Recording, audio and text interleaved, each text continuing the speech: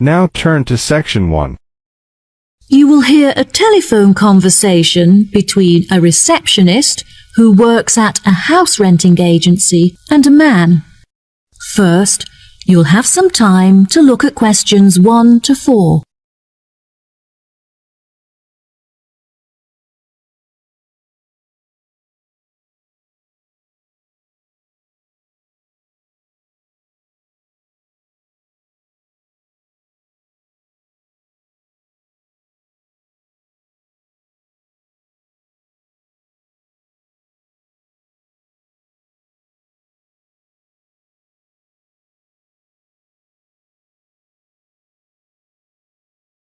Listen carefully and answer questions 1 to 4.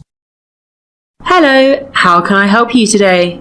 Yes, hello. I'm just phoning you as I have seen an advertisement on your website for a property that I'm interested in renting.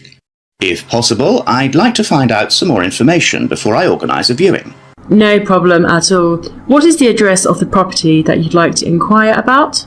It's 21 North Avenue. Okay, what is it that you'd like to know?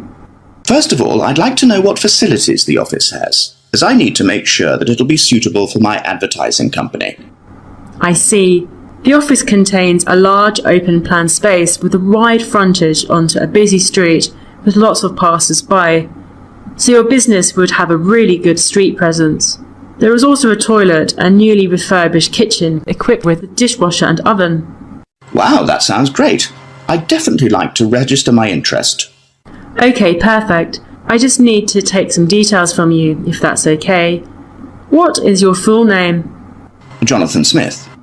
And what position do you hold in your company, Jonathan?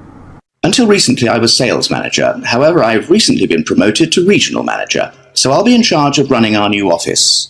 Can I ask where the office is located? Yes, of course. It's located downtown, just around the corner from Royal Square Shopping Centre. That's a bit too far out of the centre for my liking. I'd much prefer to be located in close proximity to the station. Do you have any property located in that vicinity? It would help me to narrow down the results if you could tell me how many employees you intend to have working in the office. Our branch is made up of 30 employees, and we'd like some extra space for meetings and presentations. Most average office spaces are around 8,000 square feet, but it sounds like you would need more space than that. I think that 10,000 square feet would be more suitable for your needs. Now, let's see, we have 10 properties that match those criteria, so let's try and narrow it down. Before you hear the rest of the conversation, you have some time to look at questions 5 to 10.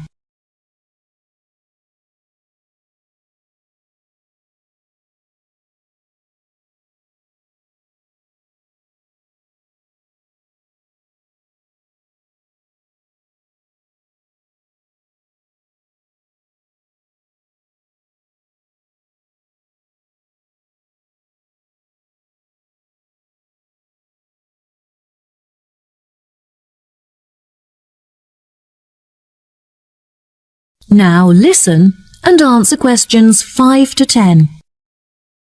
Do you have any other requirements? Well, we'll need access to the office 12 hours a day, but security should be 24-hour. We don't hold any money on the premises, but it's crucial that we protect our customer information against theft. Okay, anything else?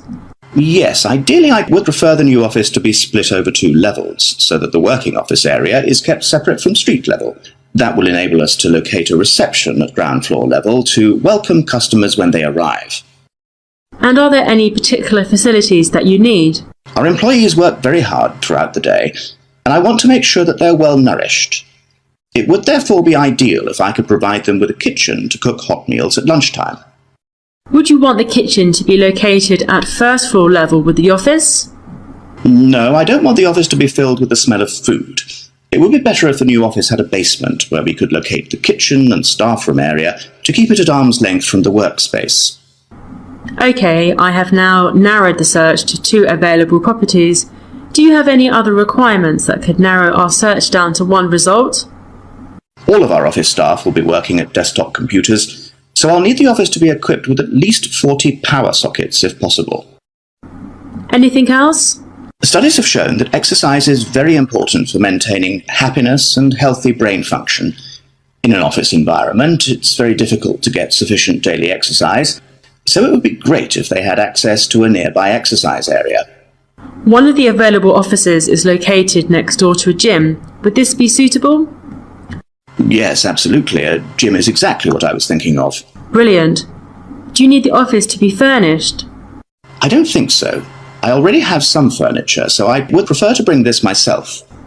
That's no problem at all.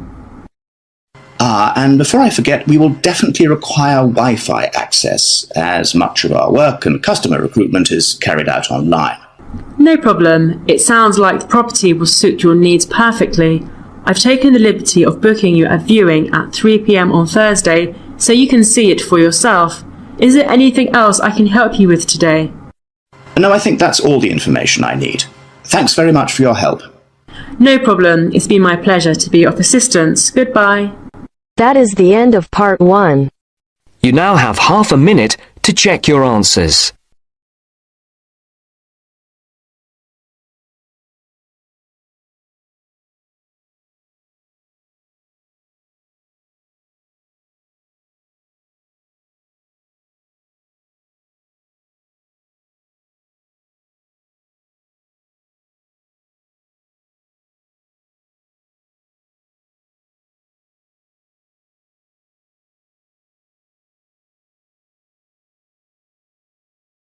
Now turn to section 2.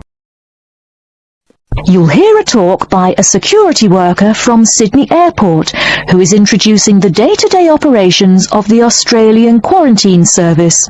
First, you have some time to look at questions 11 to 17.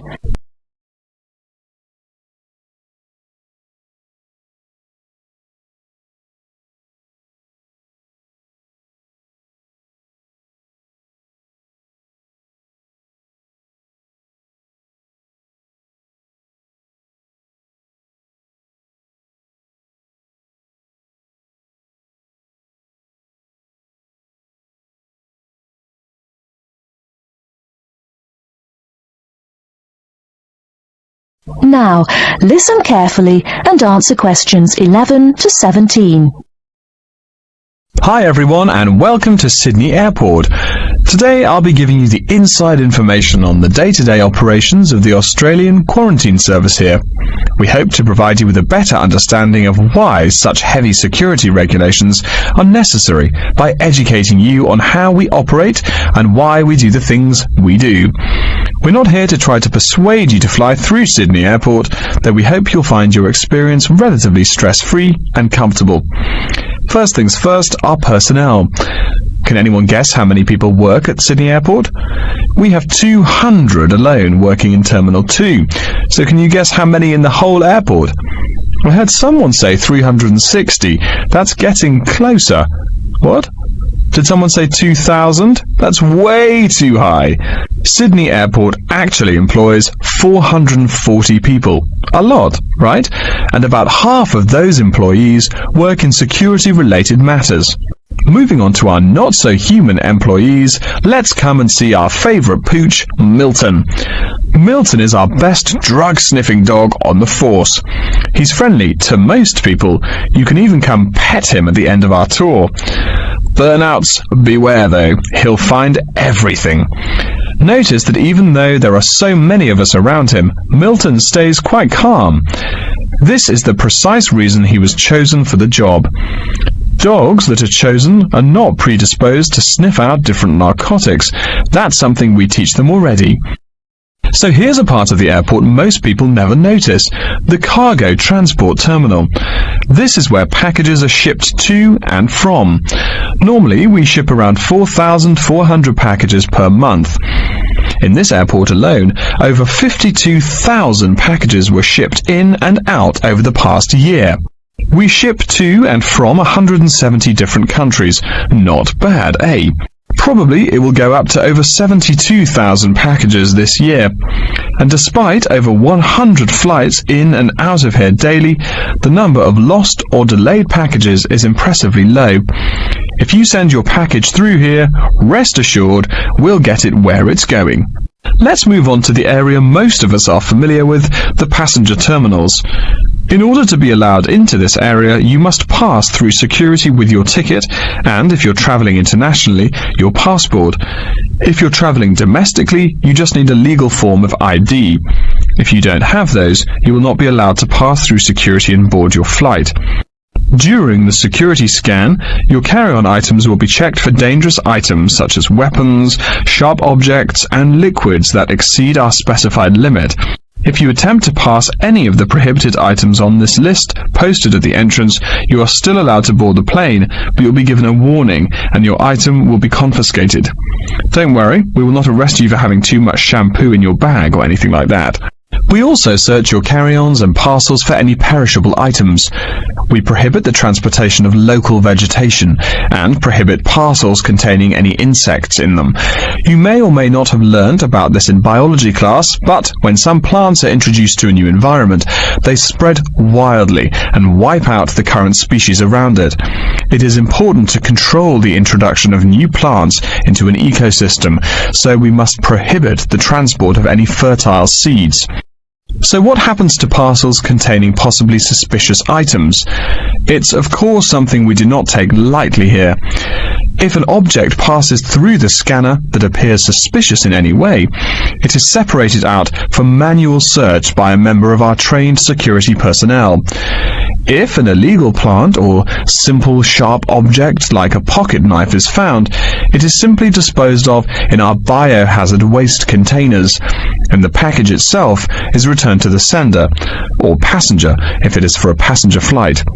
More serious weapons are reported to higher authorities for investigation. Before you hear the rest of the talk, you have some time to look at questions 18 to 20.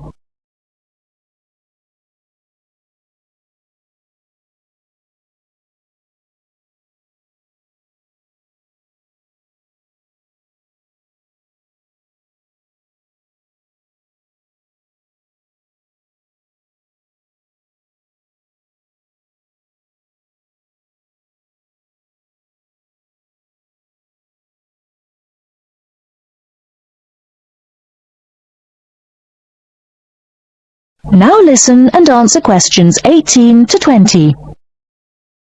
As far as parcel security, the material of the parcel is important. For shipped goods, the most common material used and the most widely accepted is paper. Make sure it is packed sturdy enough with no rips or tears. We've definitely had packages rip open before due to haphazard packing. A more common problem, though, is the package labels. When an item does not make it to the right place, this is the most common reason. The label may not be in the right place or marked clearly enough. If you're receiving any items from abroad that must be declared, please remember our guidelines in order to ensure the timely delivery of your item. Make sure it is packed correctly, and we ask that you notify customs between 2 and 10 days within the item's scheduled arrival date. Okay, before we move on, are there any questions? That is the end of part 2. You now have half a minute to check your answers.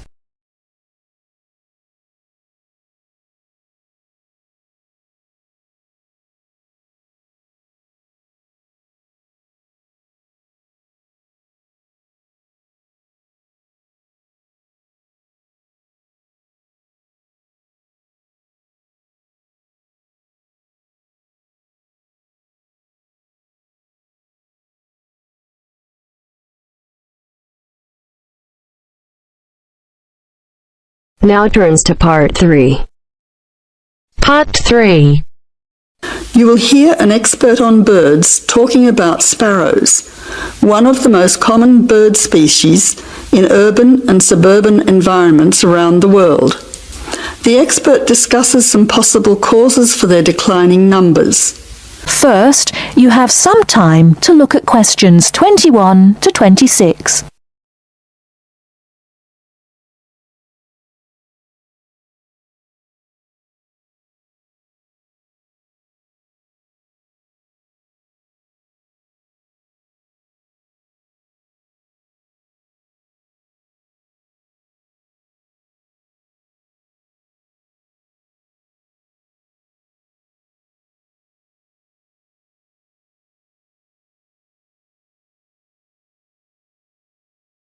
Now listen carefully and answer questions 21 to 26. Some people dislike sparrows and see them as annoying pests in their neighbourhood. Others see them as an interesting part of the urban environment. Love them or hate them, it could be that the familiar scene of these birds flying, hopping and chirping in our city streets will soon become a thing of the past. Until recently, there were so many sparrows around that people tried all kinds of methods to get rid of them. But it now seems that many people are starting to worry about the declining numbers of sparrows in many cities around the world.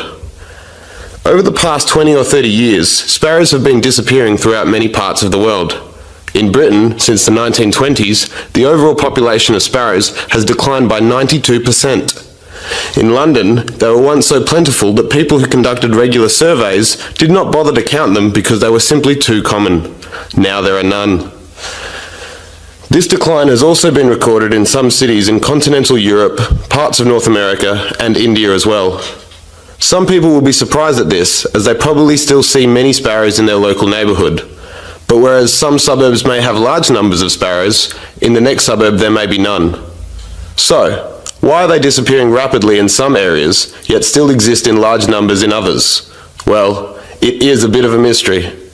Some say it is due to local issues. There are a number of factors here, one of which is harassment or predation. Other local animal species harass them, and domestic cats hunt them for food.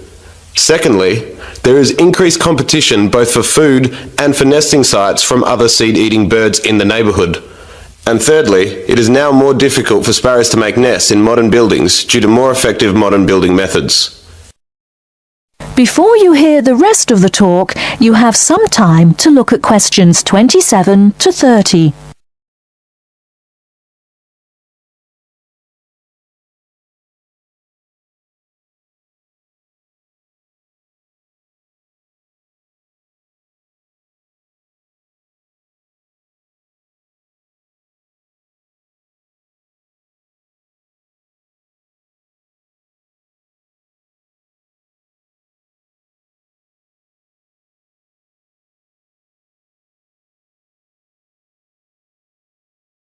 Now listen and answer questions 27 to 30. Recent studies suggest that another reason may be related to a problem with the breeding success of the sparrows. Although they continue to breed, the young nestlings keep dying. These deaths have been linked to a lack of insects, such as aphids. This decrease in the availability of insects, it is believed, then causes the young nestlings to die of starvation or dehydration. It seems that there is a growing worldwide shortage of insects, and our modern urban lifestyle with the increasing use of motor vehicles is being blamed for it. It is suggested that the carcinogenic chemicals released into the atmosphere by unleaded car exhaust fumes is having an impact on insect numbers. Another theory, which is thought to be affecting sparrow numbers, is connected to our technological advancement.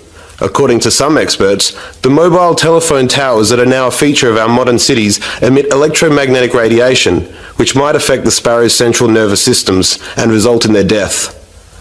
The evidence is only circumstantial, and sparrows still continue to thrive in some major cities. However, it is interesting to note that in the 1990s, the use of mobile phones and unleaded petrol skyrocketed, and both coincide with the period of the sparrow's declining numbers in many modern cities. That is the end of part 3. You now have half a minute to check your answers.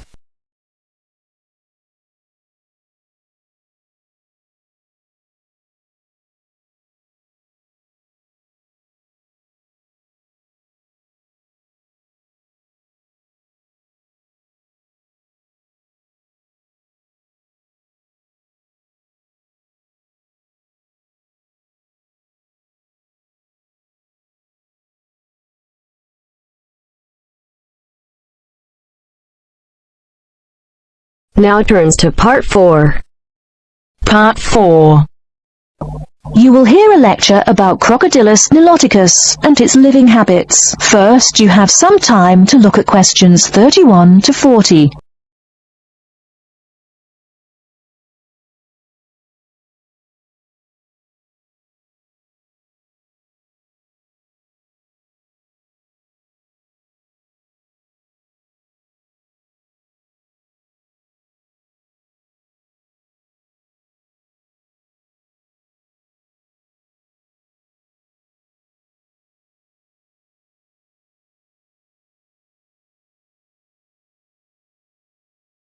Now listen carefully and answer questions 31 to 40. Good morning. Today we will continue our study of Crocodilus niloticus by talking about its living habits. We've already discussed the evolutionary attributes that set it apart from its crocodile relatives. Does everyone remember that?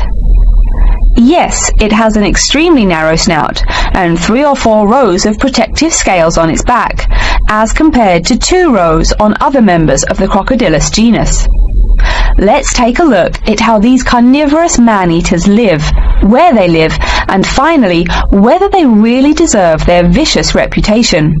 To start, I'd like to address a great question posed to me by a student during yesterday's office hours. We talked about the distribution of crocodiles in Africa and saw that they are highly concentrated in the south and west of the continent.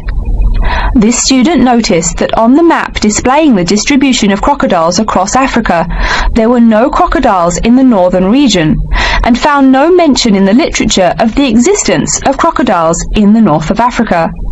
Why might there be no crocodiles in North Africa? Let's save this question for later in the lecture.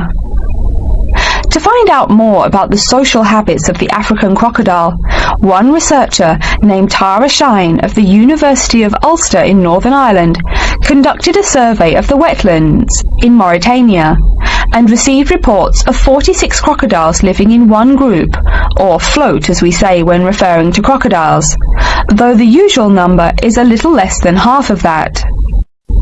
In general, crocodiles are more highly concentrated in wet subtropical environments near bodies of water and rich vegetation. While South American crocodiles thrive in cool rainforests, the African crocodile is more equipped for heat. Though they can survive at the hot temperatures found in some deserts, they are not equipped to handle dry climates and thus cannot survive in places like the Sahara Desert of North Africa. As cold-blooded animals, crocodiles' core temperatures fluctuate from their average of 38 degrees Celsius as external conditions change. Thus, they need to avoid extreme temperatures. Others live an underwater life, keeping a body temperature close to that of the water.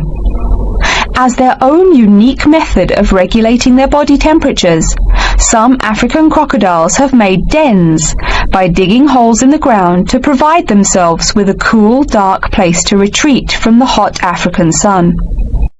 Speaking of the hot African sun, let's go back to the question asked at the beginning of the lecture. We know that there used to be crocodiles in northern Africa, yet today there are none. What are some possible explanations for this? Some students have suggested that the African crocodile has evolved from a desert creature into a wetland creature, thus causing them to migrate south for more appropriate conditions. Others presume that the crocodile was hunted out of northern Africa by a fiercer predator. While these are intelligent guesses, the real story is a little bit different. The key to this migration is that the Sahara Desert did not always cover the north of Africa. About 8,000 years ago, the land was fertile wetlands, perfect for breeding crocodiles. Over time, though, the area dried out and the wetland slowly turned to desert, leading the African crocodile to migrate south to the marshlands they call home today. Some crocodiles did, however, adapt to living in dry conditions. In Mauritania, some crocodiles have learned to survive in an area where they can go up to 8 months with no water, by spending the driest of times in what's called a torpor, or short period of hibernation. To utilize every bit of rainfall, these desert crocodiles dig underground caves that collect runoff, thus staying cool and hydrated. During the mating period in November and December, males attract females to their viciously protected territory through a number of behaviors that range from snapping their jaws all the way to sending infrasonic pulses through the water.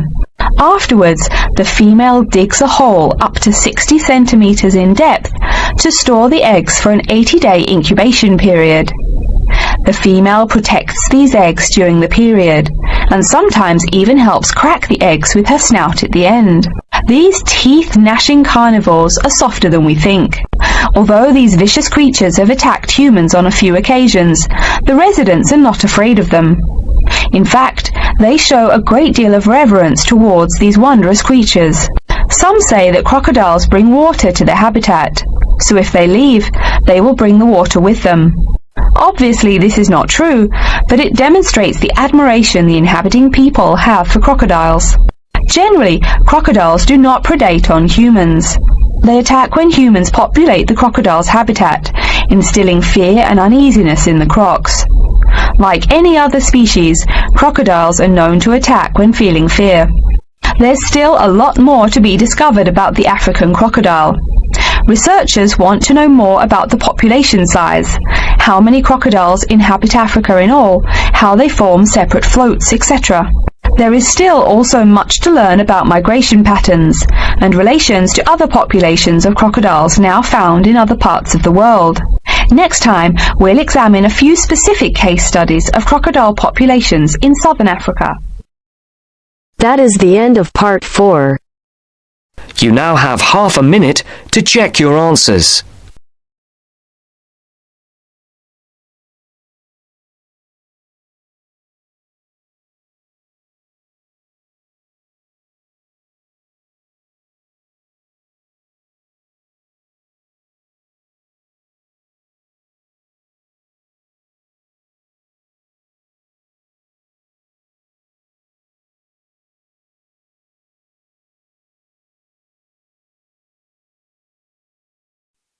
Give